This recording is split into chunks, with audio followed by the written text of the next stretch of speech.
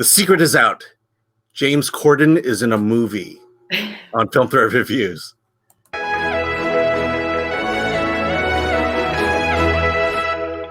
I'm Alan Ning. I'm with Zorianna Kit, and today we're reviewing Superintelligence on HBO MAX. Be sure to like, subscribe, and comment on what you thought about the film. Hey, it's on HBO MAX, so everyone's seen it. So, when an all-powerful superintelligence chooses the sturdy, average Carol Peters, the fate of the world hangs in the balance. As the AI decides to enslave, save, or destroy humanity, it's up to Carol to prove that people are worth saving. Directed by Ben Falcone, stars Melissa McCarthy, James Corden, Bobby Cannavale. I'm a fan of Melissa McCarthy. I think, to me, her best characters are the ones where she basically plays normal, as opposed to some kind of heightened character that you'd find on Saturday Night Live. Okay. In this one, she definitely plays normal. I'm just curious, what did you think of Superintelligence? Well, so I think it's important to note that the director, Ben Falcone, is her real life husband. And this is their fourth film together. They did Tammy, they did The Boss, and they did Life of the Party. Now, you also have the other Melissa McCarthy that has these amazingly rich characters, non-straight, and those have been really successful for her at the box office, and those were done with Paul Feig, and that's Bridesmaid, that's The Heat with Sandra Bullock, which I loved, Spy. And Ghostbusters. Did he do Ghostbusters? Yeah, he did do Ghostbusters. Yeah. So I feel like her best work is done comedy-wise with Paul Feig. I think that that is just comedy gold there. I think that when she works with her husband, I don't think it's comedy gold, but I love her enough that I will still watch those movies. I don't find that her husband is a particularly creative director, but I do understand that there's probably some type of obviously a comfort level in working with your family members, and but it's definitely not the Melissa McCarthy where I feel like she thrives best as an actor. Well, so I think we're kind of on the opposite ends there. I kind of find that even the Paul Feig ones, with the exception of Spy and Ghostbusters, where she kind of goes into character. I guess she does for both directors, but whenever she goes into these heightened characters, it feels like it's a sketch that goes on just a little too long, which is why I appreciate the more grounded performances from her, because she's very good at it. Well, she is very good here. I am a fan through and through. So I do have my Melissa McCarthy favorites. She is the straight person here, and she's a good straight person here. Yeah. She really is. So let's talk about the plot just a little bit. So a supercomputer, superintelligence, is about to destroy the world or save it based on basically testing Carol, the Melissa McCarthy character, and the superintelligence is played by James Corden, who seems to not. I mean, what movie isn't he in, basically?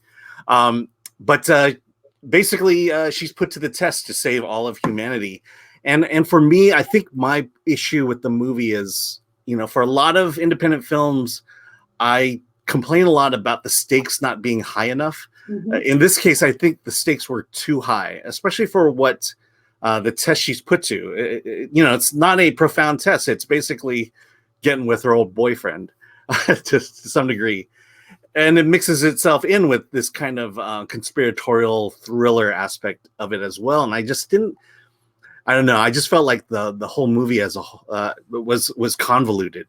It is a little bit of a mashup of genres, romantic comedy and sci-fi, which is not and I don't know that it meshed well. But to me, overall, as a whole, I thought the film wasn't too fun. It wasn't that funny, but it also wasn't terrible. So in essence, for me, this is like the perfect movie that you would watch when you're on an airplane. Like it's just enough to be interesting enough to have you pass the time to do something. it's a pass the time movie, and that's why it's perfect that it's on HBO Max. This is not. It shouldn't be in theaters, really. Yeah. It's like a made-for-TV movie. I would say that I like the romance between her and Bobby Cannavale much better than the basically the government conspiracy, the government, the CIA, all the CIA stuff. You could have easily removed all that and had a much better film, because I just felt like when that element came back into the plot, it's like, well, okay, now we're getting into some just silliness, which is what it. And when you say it's not funny, I see this a lot in the Ben Falcone, Melissa McCarthy films, but it's the humor comes from Melissa McCarthy's character commenting on weird things happening around her. Yeah. And, she's good at it, and it's fine for the first few minutes of the film, but it just kind of wears on over time. And for example, like when she tries to sit on this beanbag during a job interview, what's funny is not that she's trying to sit on it and it keeps falling off. It's more that the comments of her trying to make excuses as to why she can't quite get on that, and or why am I having a meeting in a beanbag chair? Yes, exactly. Or why am I having why was I just kidnapped and now I'm like in a warehouse or in a bathroom? Like, it's the commentary in that sense is funny because it comes from the weird observational point. But and it's also the comedy, that kind of comedy that basically says, hey, wouldn't it be weird if, and then they put it in the movie because this is weird.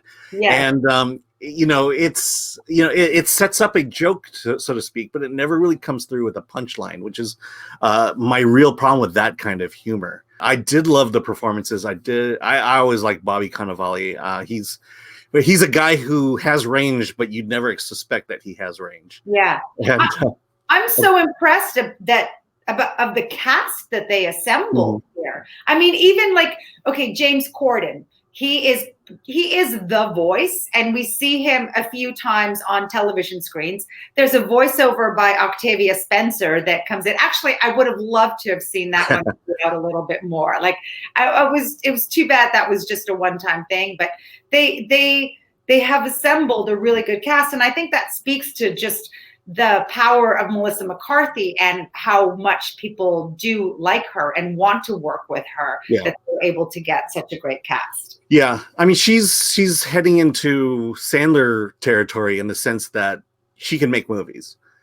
People will like those movies, and studios will give her a lot of money to make those movies because they're solid. They may not be the greatest, but they are solid, and they tell in this case, it tells, well, I was gonna say it tells a good story, but to me, ultimately its downfall is just so convoluted. I had a hard time really figuring out truly what the task was, or what the test was for her, and then the way it resolved. It's like, we've seen many of these kinds of movies, and I just didn't think it should have been a little more profound than it was. It had profound elements. Like, there was a bit of a heart to it of material items versus, caring about somebody and putting them first over material things. So there was a slight little commentary / lesson to be had in there. Nothing was truly developed. Like, even the job interview she goes on, like, that never comes back. It's like there are a lot of set pieces that just never quite return, and so you don't know if you're meeting somebody just for this scene, or if they will come back and figure into the plot somehow, because not every character does figure into the plot. Yeah. Okay, so I'm thinking you like Melissa McCarthy, you like the performance, the story didn't. Well, I think it wowed you a little bit more than it did me. So I guess you gave it a 7. I did give it a 7, right on. That's it. But I don't think you liked it on a 7 level. I think you probably gave it. I think you like Melissa McCarthy. I don't think you'd go as low as a 5, but I think you probably gave it a 6. Yeah, I gave it a 6. I think. If you're a fan of Melissa McCarthy, you're gonna like it. She's certainly done better movies, and I'd probably go out and see Spy again. I even go see Ghostbusters again. But you know, this one was just kind of Yeah, but Brett, but don't you feel like giving her a pass for doing this because she's done so much other stuff? Yeah. And hey, if she wants to work with her husband for the 4th time, great. Keep it in the family. Like Adam, you mentioned Adam Sandler. That's what he does. Yep. He just gathers all his friends and family and just churns out the Hoobie Halloweens of the world. Right? Absolutely. It's a formula that works.